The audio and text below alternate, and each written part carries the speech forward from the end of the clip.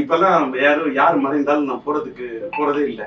ஏன்னு கேட்டா என்னன்னு கேட்டா இந்த பதிவுனா எனக்கு உடம்பு சரியில்லாததுக்கு அப்புறம் நான் ரொம்ப எமோஷனல் டைப், ரொம்ப உணர்ச்சி வசப்படுவேன். இப்ப நான் இத யாரோட மனைவியும் போய் பாக்குறதே கிடையாது. இப்ப கூட எனக்கு ஒரு மாதிரியா இதான படத்துலதான் நண்பர் கஸ்தூரி ராஜா மறைஞ்சிட்டாரு. அவர் மூத்தான பிறகு அந்த அடக்கம் செய்யக்கூடிய அந்த காட்சி வந்து என்ன ரொம்ப நெருந்துச்சு. அது அது அதோட பிரசன்டேஷன் அது சினிமா மாதிரியே தெரியல. அது என்ன ரொம்ப நெருடிச்சு. நான் வந்து அது அது ரொம்ப பாருங்க ரொம்ப எமோஷனல் ஆகிறேன். அதனாலதான் நான் சொல்றேன், பச்சையாக சொல்றேன். இப்பெல்லாம் யாராவது மறைஞ்சிட்டாங்கன்னா அந்த மறைவுக்கு போய் என்னால என்னுடைய துக்கத்தை கூட வெளிப்படுத்த இயலவில்லை.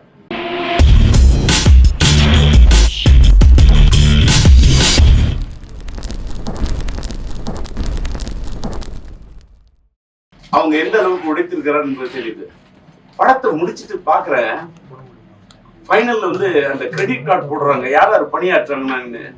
இத்தனை உழைப்பாளிகள் இதில் உழைச்சிருக்காங்களான்னு பார்க்கும்போது அது நிச்சயமா உழைத்திருக்க முடியும். ஏன்னு கேட்டாக்கா, ஒரு கைத்தறி நெசவு கொண்ட கடையநல்லூர் எனக்கு தெரிந்த பகுதி.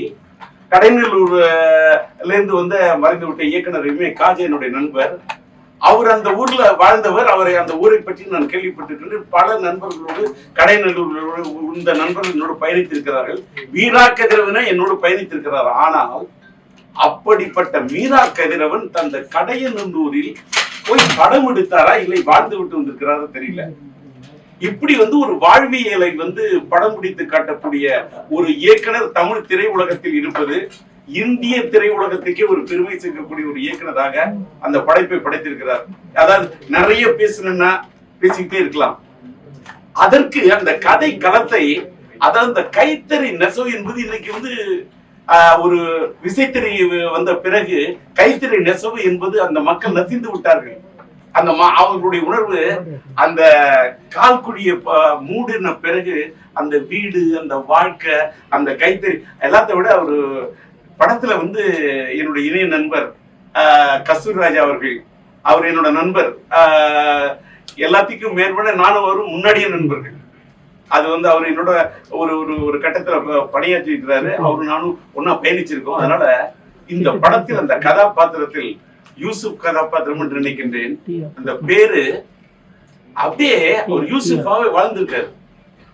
அப்படி இந்த கை தண்ணி வந்து கையை கழுவிட்டு அந்த உதறதா இருக்கட்டும், அந்த துண்டு எடுத்து உதறதா இருக்கட்டும், அப்படியே அந்த பையனை இது பண்ணணும் நடைத்தல இருந்து அந்த அந்த பையன் கதாநாயகன் ஈசா நினைக்கிறான்.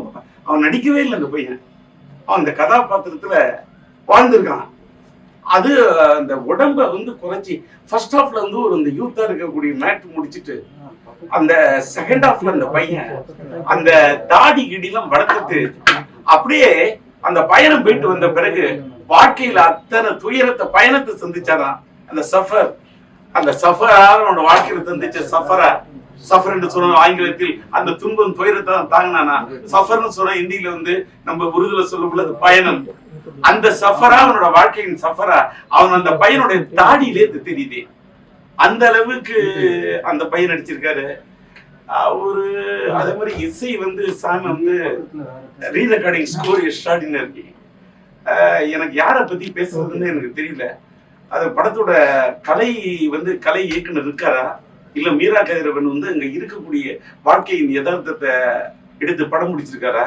ஒவ்வொரு ஃப்ரேமும் அந்த கேரளாக்குள்ள போக்குள்ள வந்து அந்த எனக்கு அந்த ட்ரெயின் கிராஸ் ஆகுறதா இருக்கட்டும், என்ன ஏரியல் வியூ, எத்தனை நாள் யோசிச்சிருப்பாரு, எப்படி இந்த படம் எடுத்தாங்க எனக்கு தெரியல. அப்புறமா வந்து ஒரு படத்துல வந்து அந்த கதாபாத்திரமாவே அந்த பொண்ணு வந்து அந்த நிலான்ற ஒரு இதை அந்த ஒரு பொண்ணு கதாபாத்திரத்தை இது பண்ணிட்டு அந்த என்ன சொல்றது, அந்த மாலை மங்கிய பிறகுதான் அந்த பெண்கள் அவர்களோட அந்த அந்த அவங்களுடைய அந்த தொழுகை நேரம் முடிந்த பிறகுதான் அவர்கள் அவர்கள் வந்து அந்த குடத்தை எடுத்துக்கிட்டு அந்த நீர் பிடிக்கிறது போகணும்.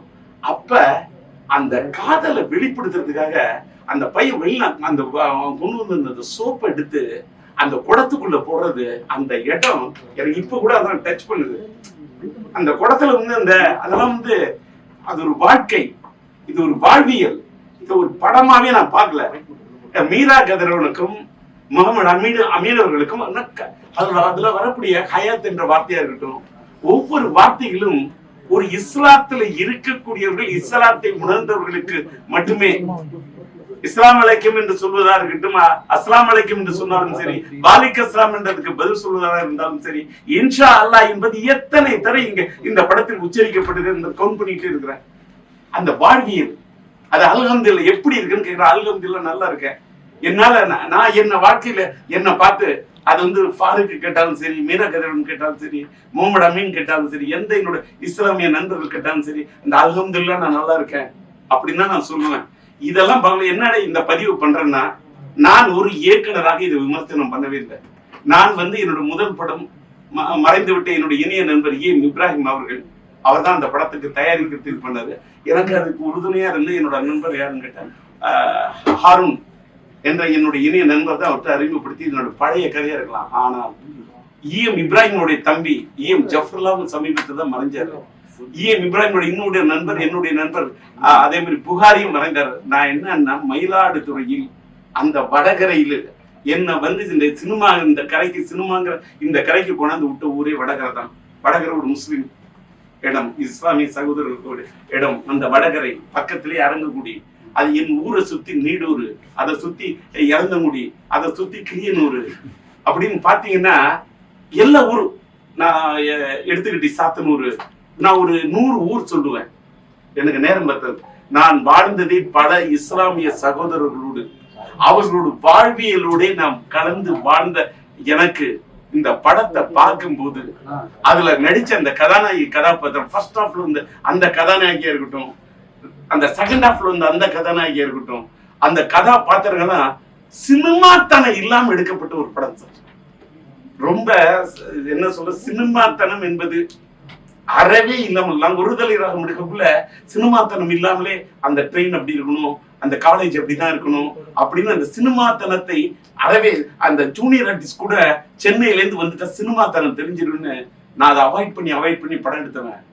கடையநல்லூர்ல வந்து அது இன்னொன்னு, ஒரு ஃப்ரேம்ல 2 பேரும் உட்காந்து பேசுறாங்க, ஜன்னல் வழியா பாக்குறேன், பின்னாடி அந்த அட்மாஸ்பியர்ல இருக்கக்கூடியவங்க போறவங்க, அந்த முக்காடு அணிந்த மக்களும், அந்த நல்ல நரைத்த தாடியோடு அந்த இஸ்லாமிய சகோதரர்களையும், அப்புறமா அவர்கள் வந்து அந்த அந்த சங்கங்கள் உட்காந்து இளைஞர்கள் பாடும்போது, அந்த சங்கத்துல இந்த பாட்டு எடுத்திருக்காங்க, அந்த பாட்டை பாடக்கூடிய இந்த இது வரலாம். இது ஒரு தமிழ் சினிமாவில இந்த மாதிரி யாருமே இது வரைக்கும் ட்ரை பண்ணாத ஒரு படம் சார்.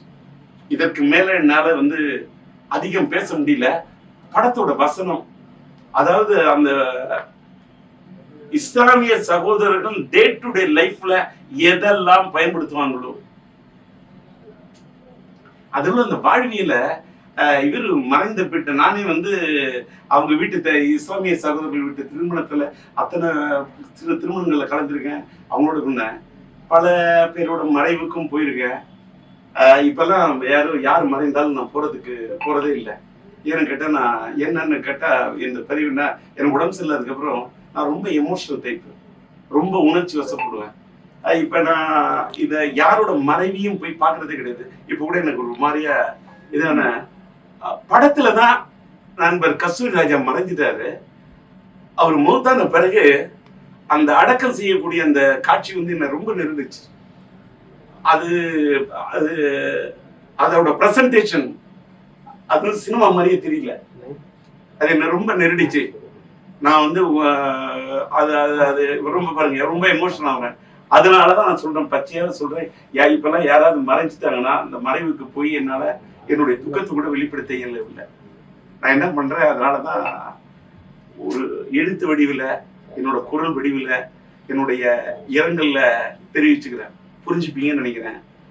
அந்த அளவுக்கு அந்த கஸ்தூரி ராஜாவோட மறைவு படத்துல வந்து அதே மாதிரி எண்டுல பாருங்க ஒரு பெரிய தாக்கம்.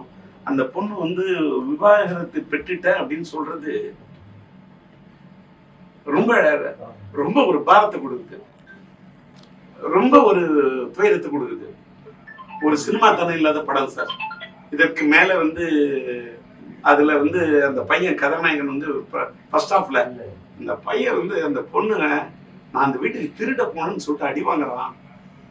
அவன் திருட போனது பணத்தை இல்லை சார், அந்த பொண்ணோட மனத்தை திருடிட்டு நான் பணத்தை திருட போனேன்னு சொல்லிட்டு அந்த அபராத தொகை 1000க்கு அடி வாங்குறான் பாருங்க. ஒவ்வொரு சவுக்கடியும் இதுதான் இந்த காதலுக்கு இந்த உலகம் கொடுக்கக்கூடிய நெருக்கடி. இது இஸ்லாமிய சகோதரர்கள் இந்த படத்தை பார்க்கும்போது அவர்கள் மனமுருகி அவர்கள் ஒன்றி பார்ப்பார்கள் என்பதை விட இதயம் இருக்கக்கூடியவர்கள், மனம் படைத்தவர்கள், மதத்துக்கெல்லாம் அப்பாற்பட்டு மத நல்லிணக்கத்தோடு சொல்ற காதல் மனம் படைத்தவர்கள் இந்த படத்தை, உண்மையான காதலை நேசிப்போர் இந்த காலத்திலும் இருந்தால், ஒரு திரையில் இருந்து வந்த இந்த ராஜேந்தர், உயிரோடு எடுத்த இந்த ராஜேந்தர், மைதிலி என்னை காதலை எடுத்த இந்த ராஜேந்தர், கிளிஞ்சல்களுக்கு இசையமைத்த இந்த ராஜேந்தர், பூக்களை பறிக்காதல் படத்துக்கு இசையமைத்த இந்த ராஜேந்தர், காதல் எழுதில்லை என்று படம் எடுத்த இந்த ராஜேந்தர், சொன்னால்தான் காதலா என்று படம் எடுத்த இந்த ராஜேந்தர், இந்த காலத்திலும் கலக்கல் காதல்தான் என்று காதலை பற்றிய படம் எடுக்க வேண்டும் என்று துடிக்கக்கூடிய இந்த ராஜேந்தர், காதல் நெஞ்சங்கள் இந்த தமிழ்நாட்டில் மட்டுமல்ல இந்த மண்ணை கடந்து, அது என்னோட நண்பர்கள் பல பேர் வளைகுடா நாட்டில் இருக்கணும், இந்த மண்ணை பிரிஞ்சுட்டு தான் காதலிச்ச பெண்ணை பிரிஞ்சுட்டு வளைகுடா நாட்டுக்கு மட்டுமல்ல உலகத்துல எங்கெங்கோ தன் குடும்பத்துக்காக தன்னுடைய காதலை எல்லாம் புதைத்து விட்டு எமோஷனல் ஆகிறாங்க. அந்த மண்ணை விட்டு போயிட்டு இது பண்ணக்கூடிய அந்த இளைஞர்களுக்கெல்லாம் இந்த படம் பார்த்தாங்கன்னா ரொம்ப கனெக்ட் ஆவாங்க. என்னோட நண்பர்கள் நிறைய பேர் தன்னுடைய காதலை தொலைச்சிட்டு தன்னுடைய குடும்பத்துக்காக வெளிநாட்டுல போய் வாழக்கூடிய அவங்களுக்கெல்லாம் இந்த பதிவு கூட அவங்க எல்லாம் பார்த்தாங்கன்னா, இந்த படம் பார்த்தாங்கன்னா அவங்களுக்குலாம் ஒரு பெரிய பாதிப்பை ஏற்படுத்தும். அது மட்டும் இல்ல, காதலிக்கக்கூடிய காதல் நெஞ்சம் படைத்தவனுக்கெல்லாம் இந்த படம் ஒரு பெரிய பாதிப்பை ஏற்படுத்தும். காதலர்களே, மதத்தை பார்க்காதீங்க, மதத்தை பார்க்காத மனத்தை பாருன்னு பேசுறது வசனமா சில பேருக்கு தெரியும். இனத்தை பார்க்காத இதயத்தை பாருன்னு சொல்றது வசனமா தெரியும். நிறத்தை பார்க்காத நெஞ்சத்தை பாரு அப்படின்னு சொன்னா உங்களுக்கு எல்லாம் வசனமா தெரியும். ஆனா இது வசனம் அல்ல, இது வார்த்தை அல்ல, இது ஒரு வாழ்க்கை. என்னுடைய யதார்த்த வாழ்க்கைக்கு இந்த சம்பந்தப்பட்ட படத்தை என்னை பார்க்கறதுக்கு அழைத்த உண்மையிலே இதுக்கு பாராட்டுங்க. நான் முதல்ல யோசிச்சேன், ஹபீபின்னு இந்த தலைப்பை பார்க்கவே எனக்கு ஒரு நெருடிச்சு. நான் இந்த படம் பார்த்தா கொஞ்சம் நான் ஒரு படம் பார்த்தா ஒருத்தன் சந்தோஷப்படுவான், ஆனந்தப்படுவான். என்னோட கண்ணீர் இது ஆனந்த கண்ணீர்.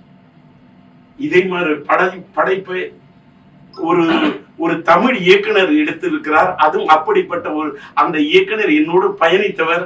அவரோடு ஒரு படத்தில் நான் பணியாற்றி ஒரு பாட்டுல தானே கூட நான் பல நாள் அவரோடு விவாதித்திருக்கேன். அப்படிப்பட்ட மீரா கதிரவனோடு, ஒருவேளை கதிரவன் என்று சொன்னாலே அது ஒரு வெளிச்சம். கதிரவன் என்று சொன்னாலும் சரி, அது சூரியன் என்று சொன்னாலும் சரி, எனக்கு கதிரவனுக்கும் சூரியனுக்கும் எனக்கு ஒரு தொடர்பு உள்ள ஒரு ஆளா இருக்கிறதுனால தெரியல. மீரா கதிரவன் ஒரு மீரா ஒரு படத்தை பார்த்துட்டு படம் என்னை துக்கப்படுத்திருச்சு, ஆனாலும் ஆனந்தப்படுத்திருச்சு. இப்படிப்பட்ட ஒரு படத்தை தமிழ்நாட்டுல அது ப்ரொடியூஸ் பண்ண இந்த ரோமியோ பிக்சர்ஸ், அதுக்கப்புறமா இந்த நேசம் என்டர்டைன்மெண்ட் நினைக்கிறேன், இன்னொன்னு ஜிகே பிரதர்ஸ் பாட்ட, அந்த 3 தயாரிப்பாளருக்கு ஒரு பாட்டி ரொம்ப பெரிய பாராட்டு. ஏன்னா இப்படிலாம் ஒரு படம் எடுக்கிறதுக்கு தயாரிப்பாளர் இருக்கிறாங்கன்னு சொல்லல.